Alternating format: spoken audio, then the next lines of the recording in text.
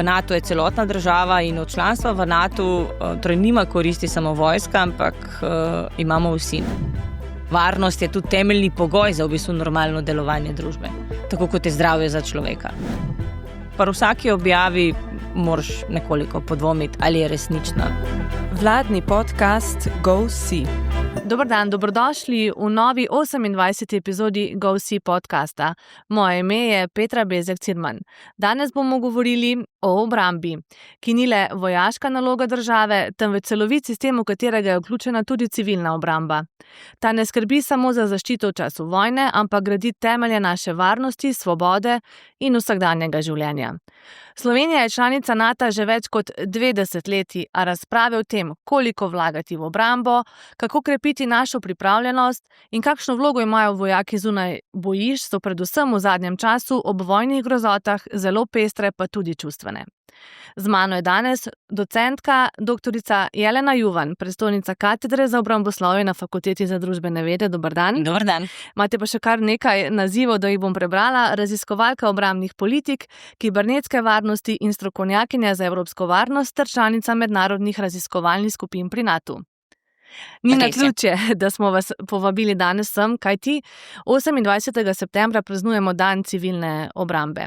A preden prideva do te teme, me zanima nekaj drugega. Vaša poklicna pot je v celoti povezana z obramboslovjem, predvsem skozi akademsko delo.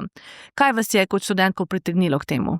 Ja, res je. Jaz sem v bistvu že celo poklicno pot sem na Fakulteti za družbene vede. Sem razmišljala o tem, zakaj sem se to tako odločila. V času, ko sem bila na gimnaziji, so fakultete izvajale predstavitve po posameznih srednjih šolah in tako je tudi moja fakulteta imela predstavitev, kjer sem dejansko prvi slišala za obramboslovje in se mi je zdelo zanimivo. V času študija sem imela željo, da bi se potem pridružila Slovenski vojski, ki je potem nekako izvenela tudi zaradi tega, ker na nekem zdravstvenem pregledu so ugotovili, da pač ne bi izpolnjevala pogojev, tako da potem je pač to bil nek tak premik, ne.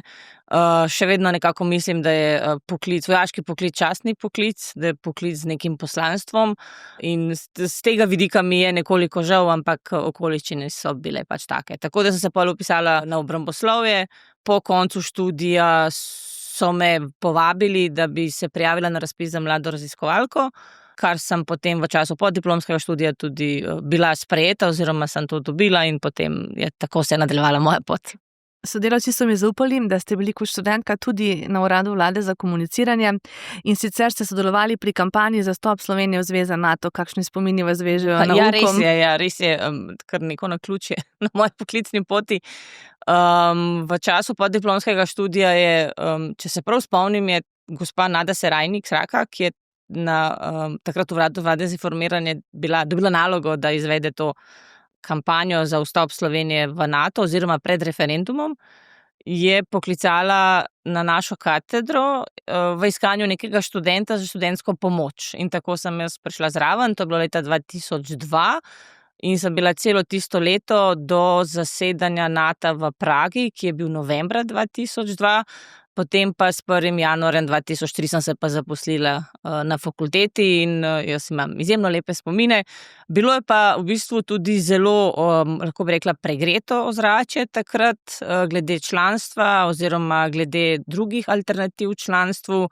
Tudi kampanja v določenih delih naše družbe ni bila dobro sprejeta, je povzročila še več dodatnih vprašanj, kot dala odgovorov. Tako da z tega vidika je bil potem tudi rezultat na samem referendumu v bistvu kar precej presenetljiv.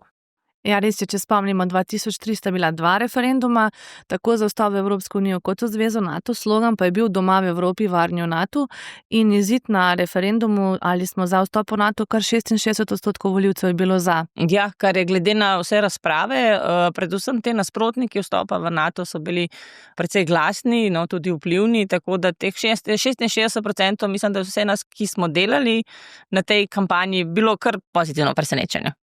Zdaj pa kaže recimo raziskava Nina Medije, da kar 74% vprašanih podpira članstvo v NATO. Zakaj mislite, da se ta podpora spreminja zaradi vseh teh trendov in gibanj v svetu, ko gledamo globalne vojne ali pa v soseščini, Ukrajina, Rusija? Po mojem mnenju v zadnjem času vsekakor ima zelo velik vpliv vojna v Ukrajini oziroma celotno dogajanje na vzhodnem krilu zavezništva in tudi ta krepitev morda občutka ogroženosti, tudi slovenske ozemeljske celovitosti s strani Rusije oziroma vse globalne spremembe, tako spremembe v stališčih Združenih držav Amerike do NATO, do Evropske unije. To se tudi vsekakor pozna tudi na slovenskem javnem mnenju. Je pa res, da v primerjavi z drugimi državami članicami je pa Slovenija glede podpore članstvu še vedno na repu, ne? Kljub tej krepitvi podpore smo še vedno med zadnjimi. Zakaj? Ker ne znamo predstaviti koristi, jih morda vi naštejete? Ja, pa tudi, če lahko dodam, tudi zaradi tega, ker pri nas ni občutka ogroženosti. Vse javnomnenjske raziskave zadnjih let ali pa desetletij na prvo mesto groženj postavljajo naravne nesreče. Vojaška grožnja je bila vedno na zadnjem mestu in tudi sedaj v času, ko ruska vojaška agresija poteka na Ukrajino, so vojaške grožnje nekje zadaj v naši percepciji. Ne? Tudi to je res, kar ste sami povedali, da torej slovenske vlade, ne glede na to, katere so bile, niso bile sposobno strateško skomunicirati prednosti članstva v NATO za celotno državo. Percepcija, da je članstvo v NATO stvar vojske, je v bistvu zelo močna in da je to stvar, ki se tiče samo slovenske vojske ali pa Ministrstva za obrambo, kar ni res. Ne? V NATO je v bistvu celotna država in to je nekaj, kar se tiče nas vseh. Res pa je, da je prednost članstva v NATO je daleč največja v bistvu za samo slovensko vojsko in za njene pripadnike. Slovenska vojska je v bistvu dobila priložnost s članstvom v NATO, dobila priložnost sodelovati z najbolje tehnološko razvitimi in usposobljenimi oboroženimi silami sveta. Tudi v sklopu zavezništva naši pripadniki odhajajo na različna usposabljanja in izobraževanja, predvsem v Združene države Amerike. Tisto, kar je pa država dobila, in tudi to bi bilo potrebno skomunicirati, je, da res imamo, čeprav to res zveni tako reklamno, imamo možnost soodločanja. Mi kot majhna država za nekimi omejenimi viri smo del širšega, večjega kolektivnega zavezništva in sedimo, oziroma pač naš stalni predstavnik v NATO sedi za mizo z predstavniki vseh držav članic zavezništva, ne glede na velikost oziroma ne glede na nepomembnost. Torej, to je tisto. NATO odloča po konsenzu in v bistvu vse države članice se morajo strinjati. Kako je pa s kolektivno obrambo? Zdaj smo videli na Poljsko, je priletelo nekaj dronov, se mi zdi, in se je sprožil tudi 4. člen. Kaj to pomeni recimo za Slovenijo, če bi tudi k nam kaj takšnega prišlo? Ja, v bistvu 4. člen Washingtonske pogodbe določa, da ima vsaka država članica v primeru nekega takšnega varnostnega dogodka pravico do skliče posvetovanja oziroma pač, da se vse države medsebojno posvetujejo. Tudi NATO sistem oziroma zračne obrambe je odreagiral, čeprav je v bistvu nekaj pomanjkljivosti se je pokazalo, predvsem z tega vidika, da NATO in tudi Poljska nima učinkovite zaščite, torej protidronske zaščite, kajti ena izmed ključnih novosti vojne v Ukrajini je ravno ta množična uporaba brezpilotnih letalnikov. Na začetku vojne tudi Ukrajina ni imela učinkovite zaščite, kajti gre v bistvu za uporabo, torej gre za nove oborožitvene sisteme oziroma za novo uporabo že obstoječih oborožitvenih sistemih. Torej v bistvu letenje oziroma uporaba v nekih rojih, izjemno velike število brezpilotnih letalnikov, ko napadajo, te klasični sistemi zračne obrambe niso bili učinkoviti. Tako da to se je tudi sedaj pokazalo v tem primeru, tako da tudi NATO se je nekaj naučil iz teh 20 ali koliko jih je bilo, 25 brezpilotnih letalnikov, ki so udarili v poljski zračni prostor.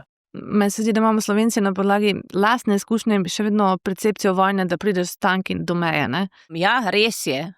Je pa tudi res, da je vojna v Ukrajini vrnila to percepcijo nazaj, kajti vojna v Ukrajini v določenih pogledih je vojaški spopad v tistem najbolj tradicionalnem pomenu besede. V določenem časovnem obdobju je celo dobila lastnosti prve svetovne vojne in tega pozicijskega vojskovanja, ko se obe strani so se vkopavale v rove in se fronta ni premikala nikamor.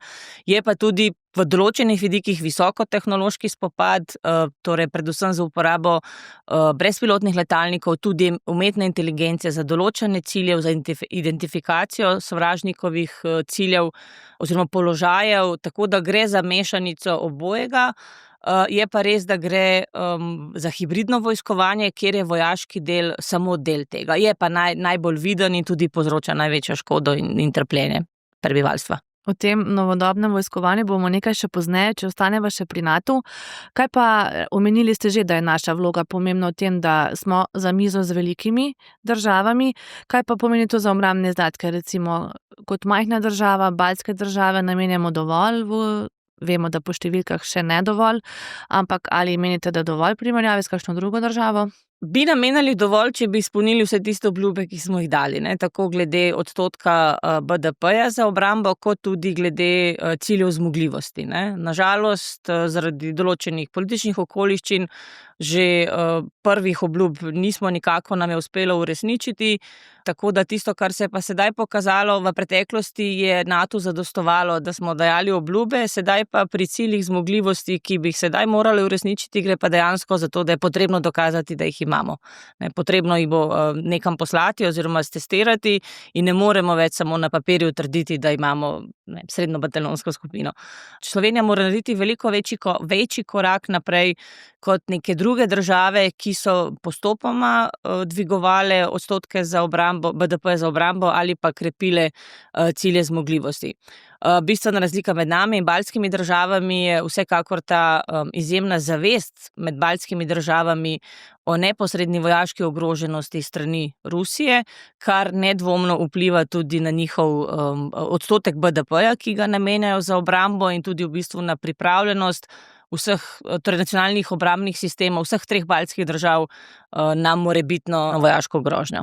Torej, mi nismo neposredno ogroženi strani Rusije, tudi naša vloga v zavezništvu ni, torej, kar se tiče obrambe vzhodnega krila zveze NATO, ni neposredna vojaška, ampak je bolj, da bi nudimo zaščito komunikacijskim potem in ob nekem najbolj črnem scenariju zaustavljanje, v bistvu napredovanja nasprotnikovih sil, da bi NATO-ve sile, v bistvu, da bi NATO dobil čas odreagirati.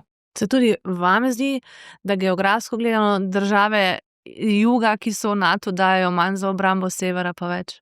Ja, v bistvu vse to potrjujejo tudi v bistvu številke. Zelo velik razkorak je med dejansko ogroženostjo in pa tudi zaznavo ogroženosti med državami, ki mejijo neposredno na Ukrajino ali pa Rusijo oziroma Belorusijo, in pa državami, torej evropskimi južnimi državami, ne. Države, ki, torej Španija, Portugalska, Italija, se soočajo s popolnoma drugimi izzivi. Njim je v bistvu še vedno, prihod migrantov so še vedno v bistvu njihova prioriteta oziroma soočanje s temi izzivi in vsekakor se počutijo nekoliko zapostavljene, kajti govori se izključno o oboroževanju, krepitvi evropskih obrambnih zmogljivosti, ne, medtem ko druge grožnje pa niso izginile, ne. Tako niso izginile niti naravne nesreče, zaradi klimatskih sprememb bodo te naravne nesreče pogostejše, povzročale bodo vedno večjo, torej, škodo, tudi človeške žrtve. Torej ta vojaška grožnja je v bistvu, vojaška grožnja z vzhoda je dejansko samo prišla v skupek vseh groženj, s katerimi se danes soočamo. To smo videli recimo v Španiji, ko so bile poplave letos. Ja, res je, da poplave, torej konec koncev tudi poplave, ki smo imeli v Sloveniji ali pa požari na Krasu, nakazuje na to, da so posledice, ki jih povzročajo in obsežnost teh naravnih nesreč so vedno večje. In zdaj se mora vsem tem konsens najti še ZDA z največjo članico. Združene države Amerike res so dejansko od konca druge svetovne vojne nudile varnostna zagotovila, torej Evropi.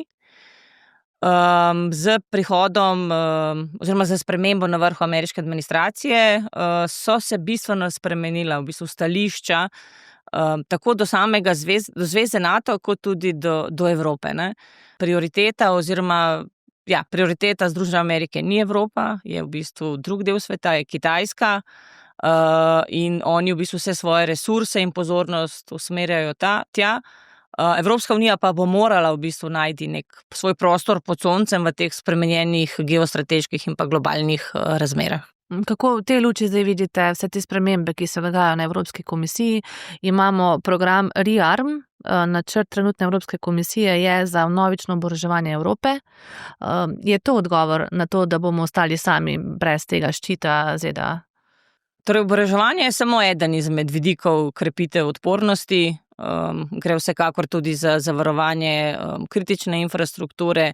V zadnjem obdobju smo imeli tudi na evropski celini nekaj dogodkov, naprimer električne mrke, izpad električne energije, prekinitve v letalskem prometu, ki so nakazali na v bistvu neko visoko stopnjo ranljivosti, do kibernetskih napadih sploh ne govorim. Ne? Tako da z tega vidika samo vlaganje v oboroževanje brez krepitve tudi socialne države, kar je v bistvu temelj Evropske unije oziroma vseh teh, ki tukaj živimo, je v bistvu napačna pot. Ne? Je pa res, da je krepitev obrambnih zmogljivosti ima tudi lahko zelo močno odvračalno vlogo in to je v bistvu tisto, kar Evropska unija želi. Torej nasprotniku, ne glede na to, kdo to je, trenutno ali pa v prihodnje, dati jasno sporočilo, da se je sposobna sama obraniti in v bistvu že s tem odvrniti neke potencialne nasprotnike. Tukaj bomo naleteli zagotovo, že v Sloveniji vidimo, na komunikacijske izzive. Kako prepričati ljudi? Mnogo je razlag, da Slovenci smo narod, ki je bil vedno za mir in da ne razumemo tega, da se je treba oborožiti, če imaš pač nasprotnike recimo v velikih državah, ki so zelo dobro oborožene. Ja, res je, pa tudi po mojem mnenju ta zgodovinski spomin 10-dnevne vojne za osamosvojitev Slovenije je v bistvu zelo kratek. Ne? Zelo pogosto se primerjamo naprimer z Hrvaško, ampak hrvaška domovinska vojna je trajala vseeno 3-4 leta in pri njih je to še vedno vgrajeno v bistvu v del te njihove narodne identitete. Ne? In oni dobro vedo, zakaj imajo vojsko in zakaj so jo, torej nekoč v preteklosti so jo potrebovali, da je obranila dele hrvaškega ozemlja. Pri nas pa je ta v bistvu mirovna politika oziroma mirovna prizadevanja so v bistvu bolj res vgrajena v našo narodno identiteto. Pomemben vidik je tudi zgodovina, torej pred osamosvojitvijo v času Jugoslavije, Jugoslavija bila neuvrščena, torej nekako se je uspešno pozicionirala tako med zahodni in vzhodni blok. Tako da takrat, ko se je Slovenija osamosvojila, so bile zelo močne razprave o tem, kako naj Slovenija v prihodnje zagotavlja svojo varnost.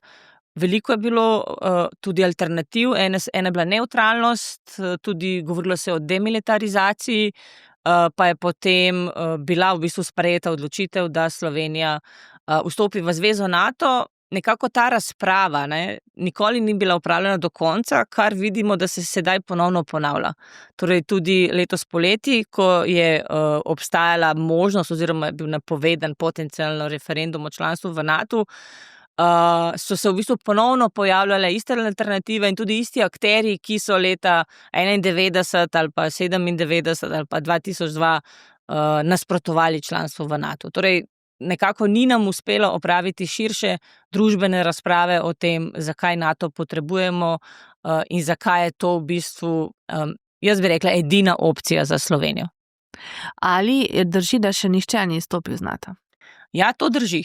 Pravno gledano, nobena država, ki je postala članica zavezništva, ni še izstopila iz NATO.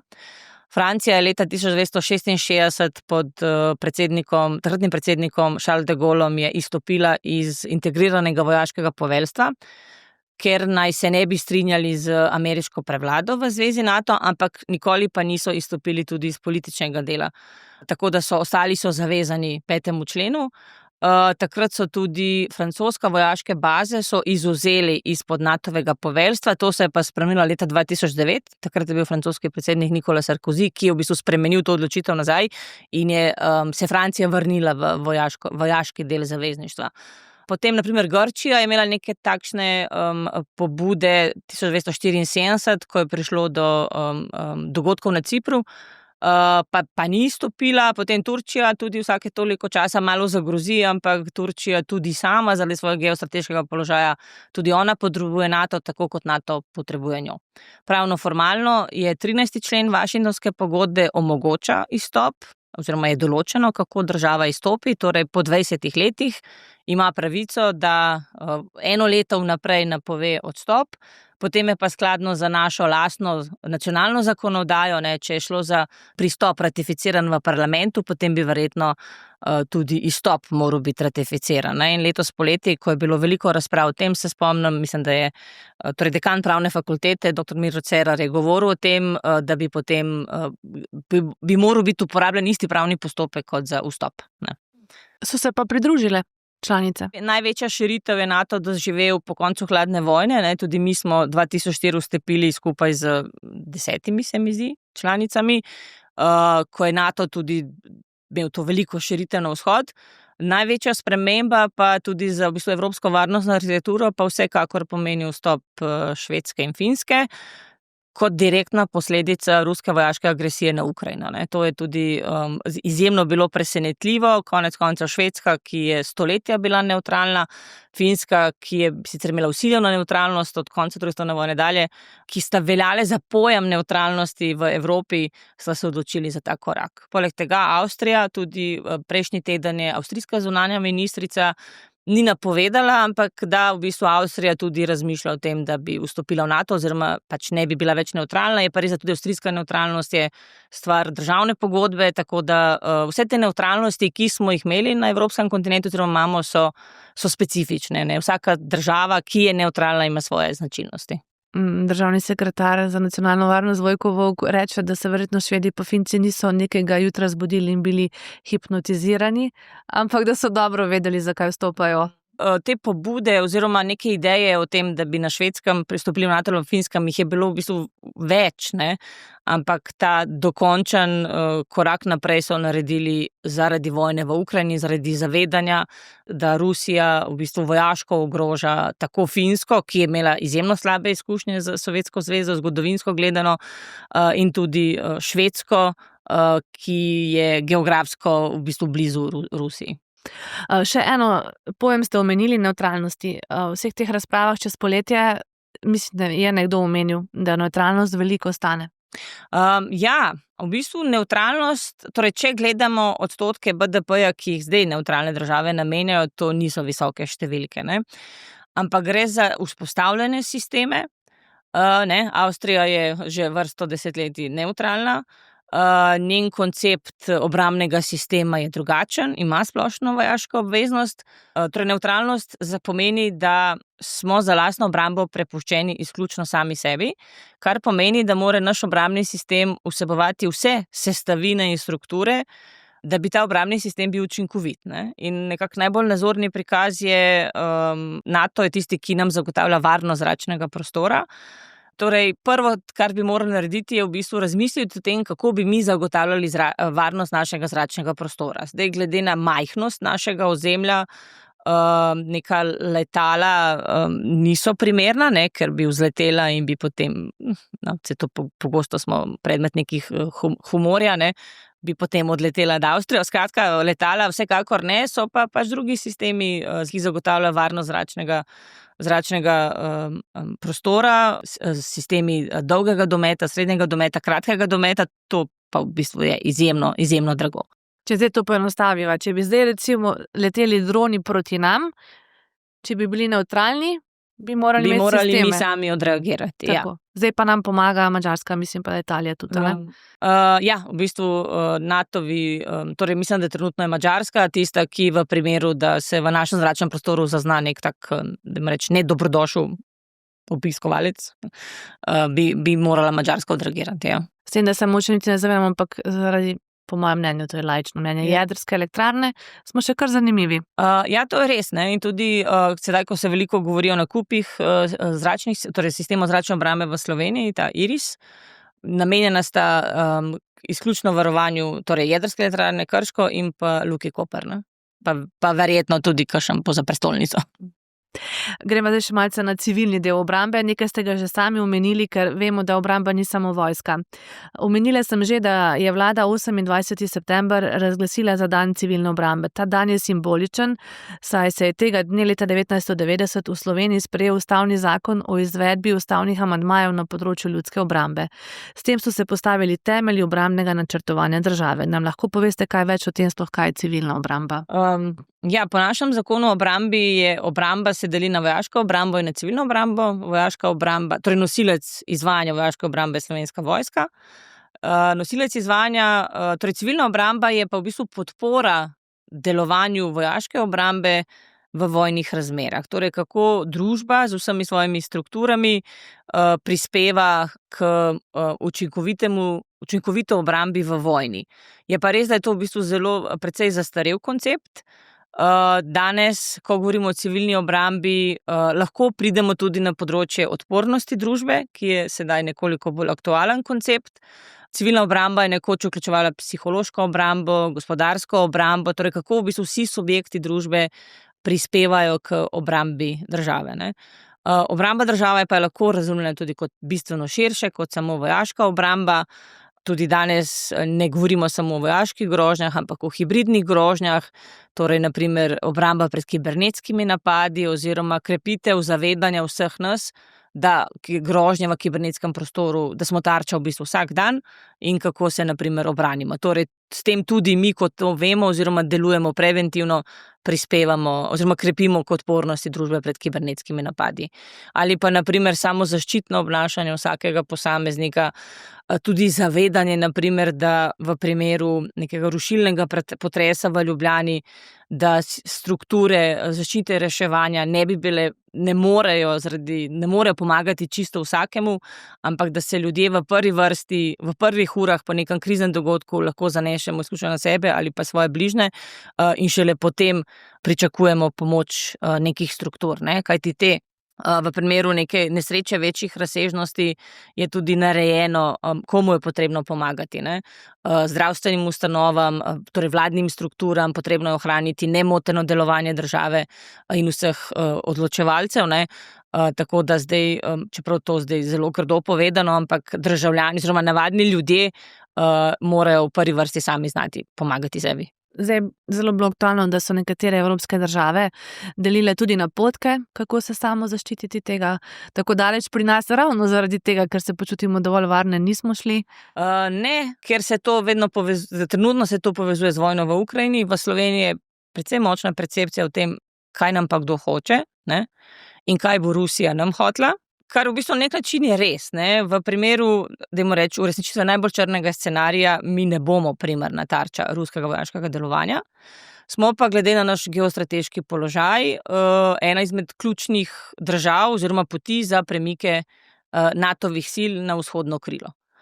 Tako da z tega vidika so pa lahko naše komunikacijske poti so lahko tarča napadov, predvsem pa Luka Koper. Luka Koper je v bistvu ključno pristanišče za delovanje oziroma za prihod NATO-vih sil v ta del Evrope, ne, in potem za pot proti vzhodnemu krilu. Potrebno je tudi upoštevati zelo močne ruske dezinformacijske kampanje, ki se dogajajo v evropskem prostoru, ki v določenih delih Evrope in po mojem mnenju Slovenija tudi sem sodi, v bistvu so padle na zelo plodna tla, ne. Glede na določene objave na internetu, ki krožijo po spletu, po X-u ali pa različnih teh socialnih omrežjih, se lahko domneva, da v ozadju gre za organizirane dezinformacijske kampanje, gre za plasiranje nekih dezinformacij v slovenski prostor, na katere pač določene skupine so to sprejele kot resnica. Na primer, ko so se zgodili vdori brezpilotnih letalnikov v poljski zračni prostor, so bile zelo številne objave v tem, da to ni res, da so Ukrajinci tisti, ki so poslali te drone, da itak mediji lažejo in da nič od tega ni res, ne. Kar je v bistvu oblikovanje nekih takih objav je lahko tudi zelo nevarno. Tako je, razdvojujejo družbo in vemo, da se dajo milijoni za to, mi pa nismo dovolj še naredili na naši strani, da bi izobrazili ljudi, a ne, kako prepoznati, da so to lažni profili. Ja, ker je še vedno neko prepričanje, se piše na internetu, pa je res, ne. Videl sem na TikToku, pa je res, ne. Ampak tisto, kar v bistvu Rusija počne, sicer ne direktno, ampak ima cel kup nekih skupin, ki so posredno financirane strani ruske vlade, da v bistvu njihova naloga je, da plasirajo dezinformacije v evropski prostor.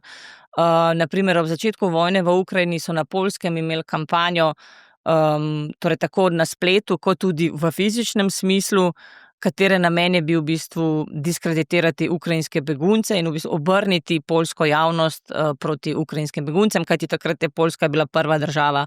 To je država, ki je sprejela največje število ukrajinskih beguncev. Ja, tudi Francija je zelo na udaru, in vse to se veže v bistvu na politike, ki jih sprejemajo predsedniki vlad.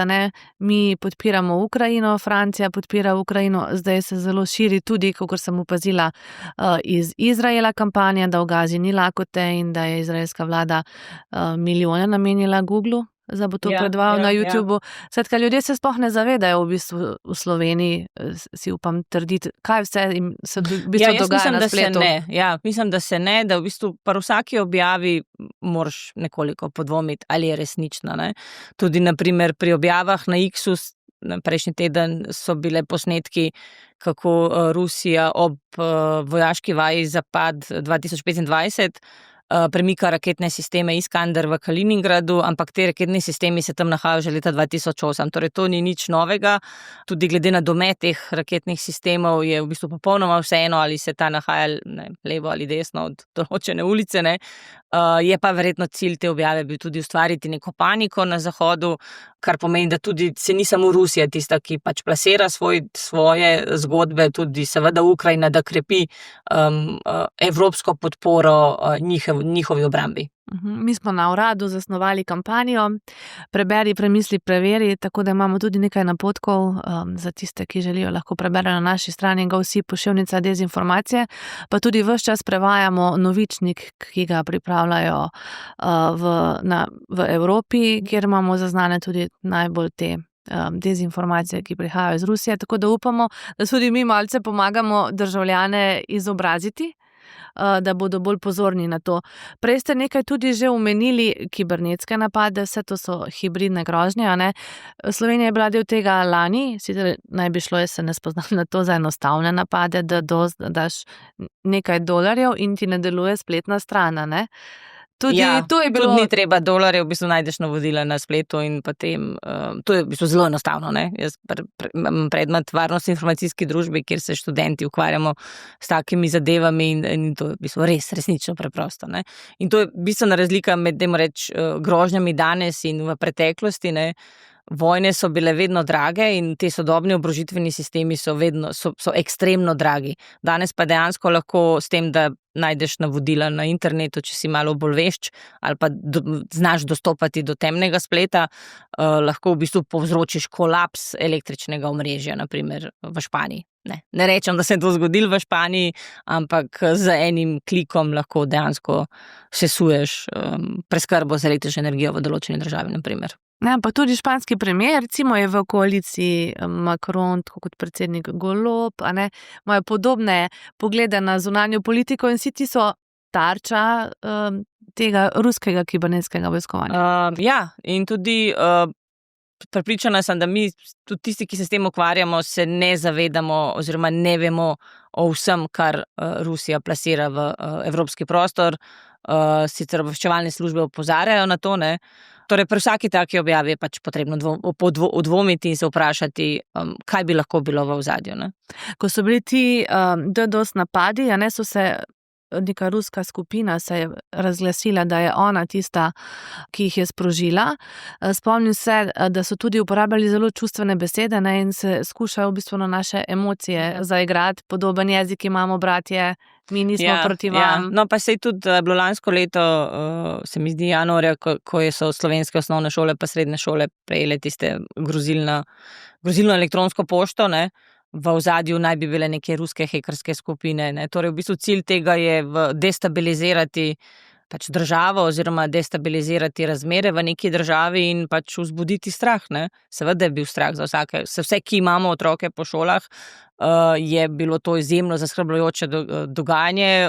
Torej, kljub temu, da v ozadju je šlo za neko očitno, pa ni bilo verižno pismo, ampak poslano na večino šol v Sloveniji, potem še na Hrvaškem, pa tudi v drugih evropskih državah. Slovenija je tudi izključila enega diplomata, se pravi persona non grata, ruskega. Tudi to je bil del teh naših ukrepov povračilnih zoper takšno propagando, ki so jo izvajali. To je v bistvu dokaz, ne, da se tudi na našem ozemlju, čeprav v naših percepciji smo mi majhni in nepomembni, ampak takšno delovanje je pri nas prisotno. Ne. Tudi odkritje teh dveh ruskih vohunov, ki sta tukaj živela tajno življenje več let, ne, in si ustvarila svoje neko novo življenje, pomeni, da smo mi še kako zanimivi za tuje obveščevalne službe. Ravno te dni sta avtorja knjige, zdaj o tem tudi šla knjiga Swap, izmenjava, na obisku v Sloveniji in sta povedala, da je imela Slovenija tukaj ključno vlogo in bom spet citirala Vojka Volka, on rad pove, da če bi bila ona dva nepomembna vohuna, jo ne bi pričakal Putin in rdeča preproga. Ja.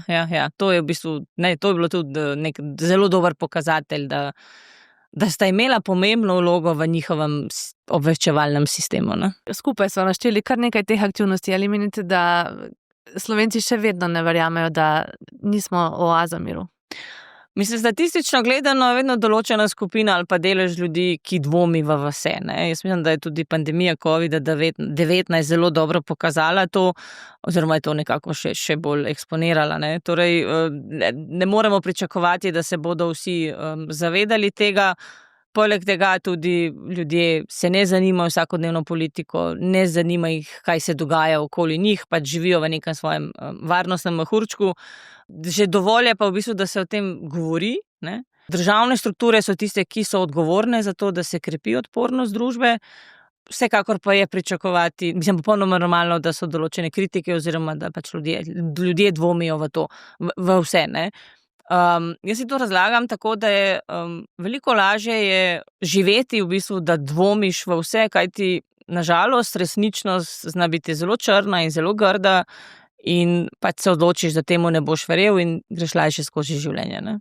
Je pa tudi res, da ta tako imenovani varnostni mehurček je nekaj, kar so vse javnomnenjske raziskave, ki smo jih v preteklosti izvajali tudi na fakulteti glede varnosti, se je pokazalo, ne, da v Sloveniji živimo v varnostnem mehurčku, pod Alpami smo srečni, nobena nič noče, kar tudi vpliva na našo percepcijo groženj. Kako bi vi ocenili obrambno pripravljenost Slovenije na lestvici od 1 do 10 in zakaj? Torej, v bistvu ne morem enostavno odgovoriti na to vprašanje. Obrambna pripravljenost države je odvisna od številnih dejavnikov in tudi ocenjuje se pripravljenost glede na grožnje. Ne? Zdaj, če bi šlo res za grožnjo neposrednega vojaškega spopada visokih intenzivnosti, potem Slovenska vojska ni sposobna samostojnega delovanja. Je pa res, da Slovenska vojska ni namenjena temu. Ne? Slovenska vojska in Slovenija je v NATO od leta 2004, torej mi smo zgradili obrambni sistem kot del sistema kolektivne obrambe in Slovenska vojska kot takšna nikoli ni bila organizirana s tem namenom, da samostojno brani slovensko ozemlje. Ne? Tudi naše zmogljivosti so komplementarne zmogljivostim NATO, ne? In mi smo del sistema kolektivne obrambe in vse temelji na predpostavki, da v primeru, da bo to potrebno, da bo aktiviran 5. člen Washingtonske pogodbe in da bo NATO branil vse države članice, oziroma tisto, ki to potrebuje. Katere 3 prioritete bi si morali postaviti kot država, da zagotovimo dolgoročno varnost?